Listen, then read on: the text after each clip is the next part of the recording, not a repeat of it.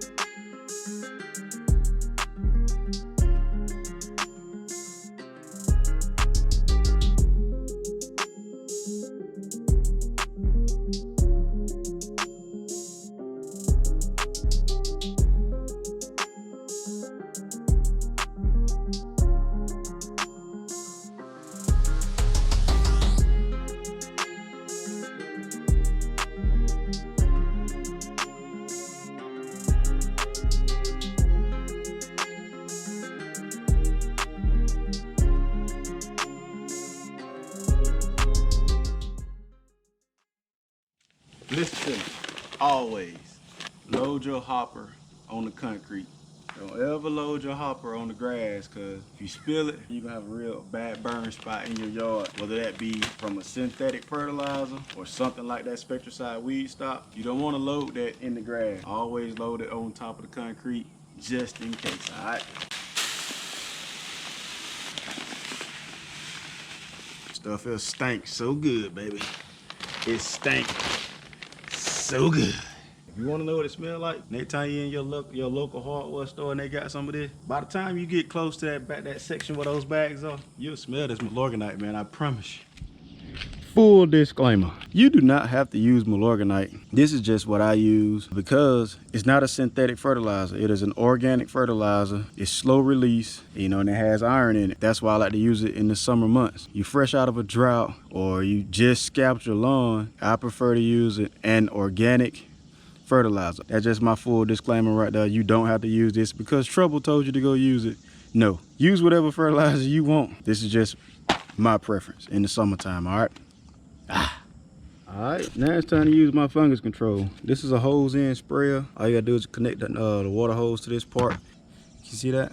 Always make sure this rubber grommet is in here, because if not, water will just spray back on you and the water will not get in here and mix with this fungus control stuff. And I'm gonna show y'all a little trick I like to use. It is not 100% necessary, but this is just something I like to use. It's blue marker dye. And if you decide to use this stuff, always take precaution. It gets everywhere. And I just picked it up and look at my finger. But this is something I like to use because, as you can see, this liquid is white. You can you see that?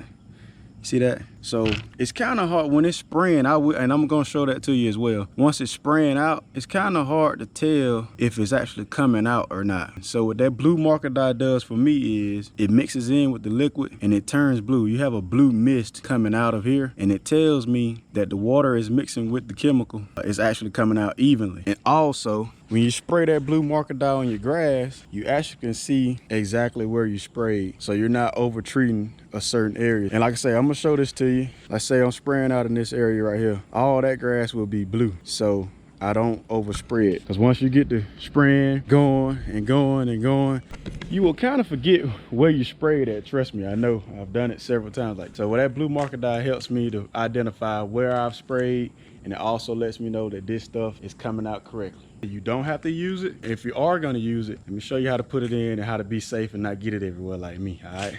And trust me, when I say this stuff gets everywhere, this is like when I first bought it and I first used it. I pressure washed it, I sprayed it, I scrubbed it. This stuff gets everywhere. Like I said, I just picked the bottle up and look at my fingers. So this is all I'm gonna do right here, all right? And I'm trying to do this with one hand, so if I get it everywhere, do not laugh at me while I'm trying to show you how not to get it everywhere. So all you wanna do is just get you a little dab in there like that. Enough to turn that white liquid blue. And don't worry about your hands, man. A couple hand washes, it'll come right out your hand. Comes off skin pretty good. Concrete, not so well. So I'm gonna just go place this back over here in the rocks where I don't really care if they turn blue or not.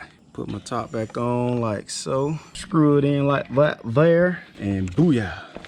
Shake it, shake it, shake it, shake it. Shake it, shake it, shake it, shake it. Shake it, shake it, shake it, shake it. Now you can see it turned blue. That's just me. That's what I like to do. All right, this is a hose in sprayer. And what hose in sprayer, it's kind of self-explanatory, isn't it? Put the hose in this end.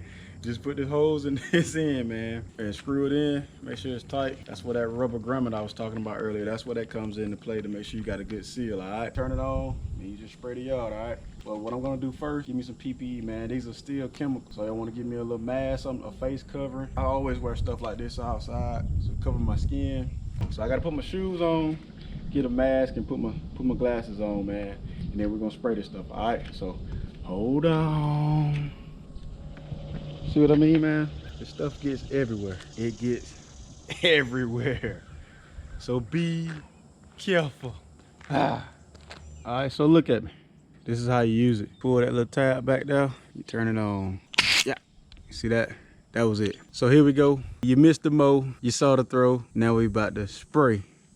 That don't rhyme, but we finna spray, man. Let's go. All right, I got it.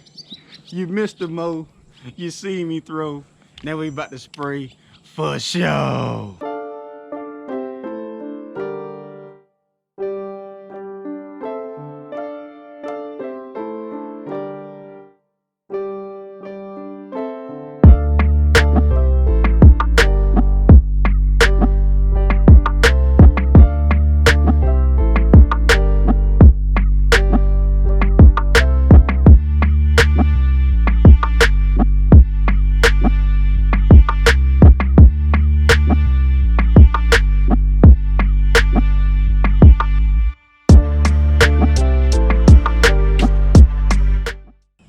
want to show y'all what I was talking about, seeing the blue hue come out. Watch this. See that? See that?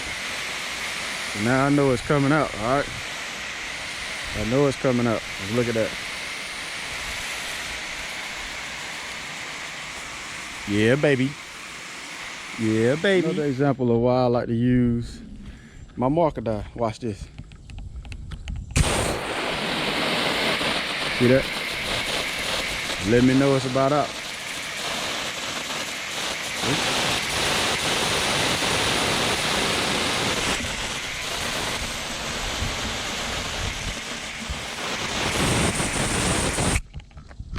And I hope y'all learned something while I was showing y'all why I use it. But yeah, man, y'all missed the mo. You seen me throw, and I sprayed for show. I know y'all like that. But I actually got some running around to do real quick, so I'm gonna have to finish this up later on this evening. I'm gonna be sure to hook y'all back up later on, man, and see what we do with that. So y'all stay tuned. Don't go anywhere. We're gonna get that stuff down for you. I'm gonna show you how to apply that stuff too, so just hold tight, baby. Hold tight. 2 times we'll be back. We'll be back. Yo, what's up, what's up? This is it's the next morning. Go ahead and wrap this thing up for y'all. I couldn't finish yesterday evening because I had a little thunderstorm to come in, and it rained all the way out through the night. So it's actually a better time to do this today because look, check this out. I got this little morning dew on my grass, which is perfect for what I got going on this morning, right? This Petricide weed stop, it works best if these granules can stick to the weeds, right? The granules themselves, they have to go ahead and stick to these leaf blades on the weeds in order for them to work. Like I said earlier, we're gonna start reading labels, baby. You don't have to just take my word for it. I can show it to you. I can prove it to you, all right? So you check here where it says how to apply. It says this product needs to stick to the leaves of broadleaf weeds and should be applied when the grass is wet from dew or rain. See it for yourself. You don't have to take my word for it. We reading labels today. And also, another thing, you want to turn this thing over and read the broadcast spreader settings. You want to know how much to put down, right? I have a Scott's Turf Builder Edge Guard Mini.